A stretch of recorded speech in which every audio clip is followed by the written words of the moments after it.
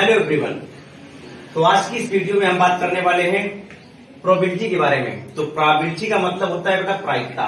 तो इसके अंतर्गत क्या क्या चीजें होती हैं, आइए इस बात को समझते हैं। तो प्रोबेबिलिटी में सबसे पहली चीज जो होती है उसे हम कहते हैं पॉसिबिलिटी। तो सर ये पॉसिबिलिटी का मतलब क्या है? तो जितनी भी हमारी संभावनाएं होती हैं तो उसके अंतर्गत इस टॉपिक का डिस्कशन शुरू होता है। पॉसिबिलिटी का मतलब होता है बेटा संभावना। जैसे मैंने आपसे आज कहा कि आज बारिश होने के चांसेस 90%। आपने कहा सर हो भी सकती है, नहीं भी हो सकती है, यानी 10% चांस आपके नहीं होने के हैं और 90% चांसेस आपके होने के हैं। तो ये सर्टेन है, 90% चांस सर्टेन है और 10% चांस जो है अनसर्टेन है। तो इन्हीं के बारे में हमें प्रोबेबिलिटी की आवश्यकता हुई और ये टॉपिक है बहुत ज्यादा जो है इसका यूज है। तो आइए इन प्रोबेबिलिटी के चैप्टर में इन सारी चीजों को हम डिस्कशन करते हैं। तो जैसे कि हमने ये समझा होने और न होने की संभावना अगर सिचुएशन जो है उनको दी हो तो उसी के अंतर्गत हम प्रोबेबिलिटी की बात करते हैं। तो अगर आपसे कह दिया जाए कि पृथ्वी सूर्य के चारों ओर चक्कर लगाती है, पृथ्वी सूर्य के चारों ओर चक्कर लगाती है, तो ये बात तो 100% सही है, यानी 100% ये बात सही है। ठीक, अगर आपसे कह दिया जाए, एक और एग्जांपल देते हैं, अगर आपसे कह दिया जाए कि आज वेजिटेबल जो सब्जियां हैं, वेजिटेबल फेवरेट वेजिटेबल जो है वो 90% चांसेस है बनने के। तो यानी चांसेस कितने परसेंट नहीं है बनने के? 10%। तो सुनो, यहां से हमने एक बात ऑब्जर्व की कि जो भी सिचुएशन दी होती है तो जो प्रायिकता होती है, प्रोबेबिलिटी होती है, वो 0 से 1 के बीच में होती है बेटा, 0 से 1 के बीच में होती है। तो ये बात हमने समझी कि जो भी संभावना है, जितनी भी संभावना है, तो 0 से 1 के बीच में होंगी।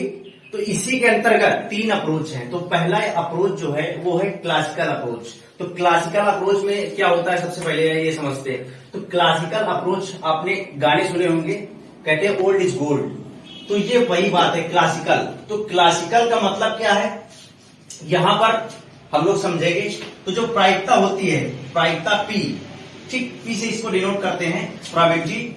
तो यहां पर ऊपर हम लोग क्या रखते हैं, नंबर ऑफ फेवरेबल आउटकम, यानी जो अनुकूल परिस्थितियां उनको ऊपर रखते हैं, whole upon total number of equally probable outcome, यानी जो नीचे की जो कुल परिस्थितियां उनको नीचे रखते हैं। ठीक, अगर एग्जांपल की हम बात करें तो अगर हमने एक एग्जांपल लिया, एक जैसे डाइस है, ठीक, तो इसमें हमसे क्वेश्चन पूछा गया कि what is the probability of getting 4।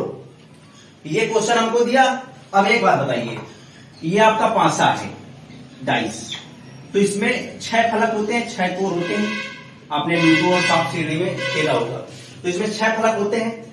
तो हमारे पास में कितने ऑप्शन बन रहे हैं? यहां पर ऑप्शन ये बनना है कि पांचे में बेटा 1 आ सकता है, 2 आ सकता है, 3 आ सकता है, 4 आ सकता है, 5 आ सकता है और 6 आ सकता है।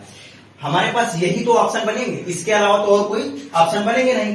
तो इसने पूछा है what is the probability of getting 4, यानी 4। तो एक हमारे पास जो फेवरेबल आउटकम है वो एक ही तो है, ये 4 एक ही बार तो आएगा। तो यानी यहां पर हम लोग लिख देंगे probability of number of favourable outcome. तो नंबर ऑफ फेवरेबल आउटकम बेटा 1 ही तो है हमारा, एक ही तो हो गए। इसके बाद होल अपॉन करेंगे और जितने भी जो ऑप्शन हैं, यानी ये जो डाइस है, डाइस में कितने फलक होते हैं? 6 फलक होते हैं, तो नीचे 6 लिख देंगे। तो ये हमारा ये आंसर।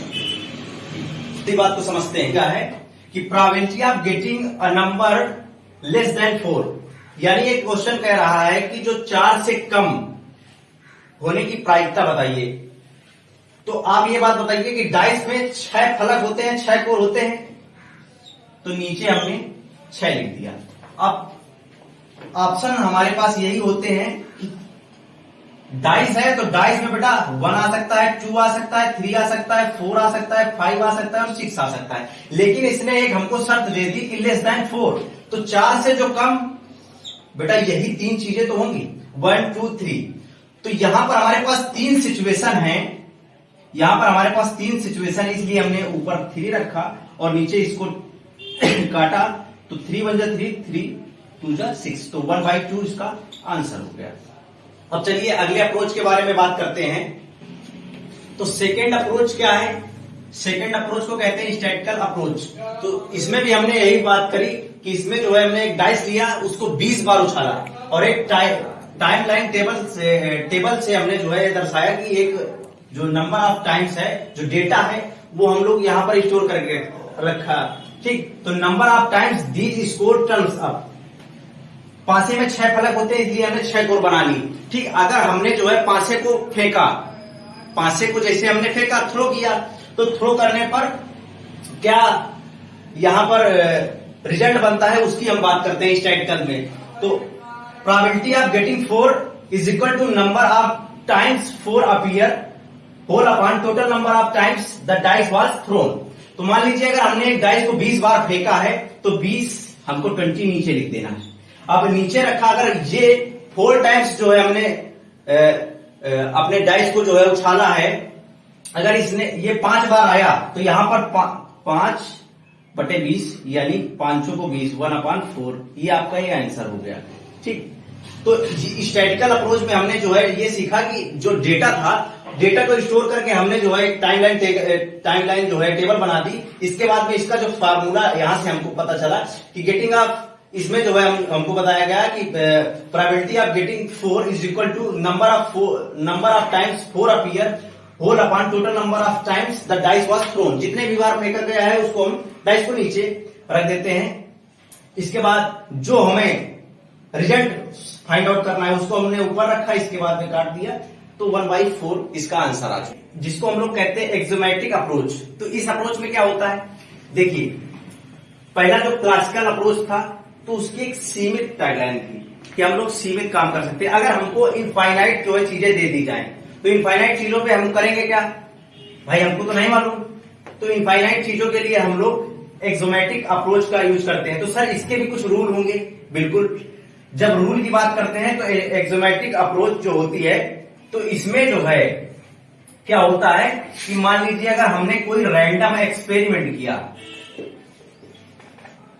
रैंडम एक्सपेरिमेंट, अचानक से हम कोई एक्सपेरिमेंट करते हैं, जैसे मान लीजिए हमने लैब पे गए, फिजिक्स केमिस्ट्री के लैब पे गए, तो हमको एक मालूम है कि अगर ये केमिस्ट्री के लैब में अगर ये हम मान लीजिए कि कोई भी पदार्थ ले लीजिए, उसको अगर हम डाइल्यूट करेंगे तो हमको आउटपुट क्या मिलेगा, यानी ये बात करती है आउटपुट की, आउटपुट क्या मिलने वाला है उसके बारे में जो है हम लोग इस अप्रोच में सीखते हैं। तो एक्सोमेट्रिक अप्रोच में जो हमको आउटपुट मिलता है उसके बारे में हम लोग डिटेल से बात करते हैं। तो एक्सोमेट्रिक अप्रोच में सबसे बड़ी चीज ये है कि जैसे आपने एक मूवी देखी होगी जिसका नाम है शोले, तो उसमें जो दो हीरो होते हैं, तो उनके पास जो भी कॉइन होता है तो रिगिड कॉइन होता है, उस पे जब भी आप टास्क करते हैं तो एक ही फलक आता है, यानी अगर उस कॉइन को अगर हमने उछाला तो अगर हेड है तो वो हेड ही आएगा, टेल है तो टेल ही आएगा। यानी अगर कॉइन कॉन्सेप्ट की बात करते हैं तो चीजें हमारे पास मिलती हैं दो। कॉइन कॉन्सेप्ट में क्या है, सैंपल स्पेस पे जो है हम लोग कॉइन कॉन्सेप्ट पे सीखते हैं, तो इस पे हमको चीजें मिलती हैं दो, एक हेड और टेल, हेड और टेल। ठीक, चीजें मिली दो। तो जो कॉइन कॉन्सेप्ट है, जो कॉइन कॉन्सेप्ट है उसमें चीजें मिलती हैं दो। अगर इसी पे अगर हमको सैंपल स्पेस बनाना हो तो सैंपल स्पेस कैसे बनाएंगे, आइए इस बात को समझते हैं। तो सैंपल स्पेस को कैपिटल एच से डिनोट करते हैं और ये स्मॉल ब्रैकेट लिखा हमने, और ये जो एच है हेड और ये टेल, इसको हमने बंद कर दिया और ये हमारा सैंपल स्पेस में ये लिख गया, ये हमारा आंसर लिख गया। अगर दूसरे क्वेश्चन की बात करें बेटा, तो दूसरे क्वेश्चन में देखो, अगर मान लीजिए हमारे पास एक डाइस है, एक डाइस, ठीक,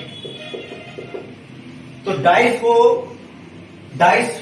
को जो है हमको सैंपल स्पेस में करना है। अब ये बताइए डाइस है, डाइस में मैंने आपको पहले ही बता चुका हूं कि डाइस में 6 फलक होते हैं, 1 2 3 4 5 एंड 6। तो 6 फलक होते हैं। अगर सैंपल स्पेस में हमको लिखना है तो इसको कैपिटल ऐसे डिनोट करेंगे और ये छोटा ब्रैकेट लगाएंगे, 1 2 3 4 5 6।